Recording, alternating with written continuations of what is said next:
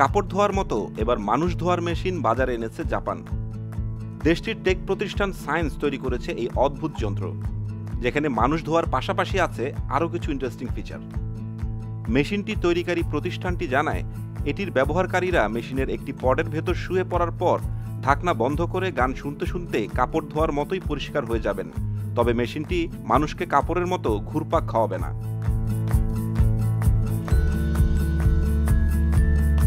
প্রতিষ্ঠানটির মুখপাত্র সাচিকো মায়েকুরা এএফপিকে বলেন, এই যন্ত্র শুধু শরীর নয়, আত্মাকেও পরিষ্কার করে। পাশাপাশি ব্যবহারকারীর হৃৎস্পন্দন সহ অন্যান্য গুরুত্বপূর্ণ উপাত্ত পর্যবেক্ষণ করে।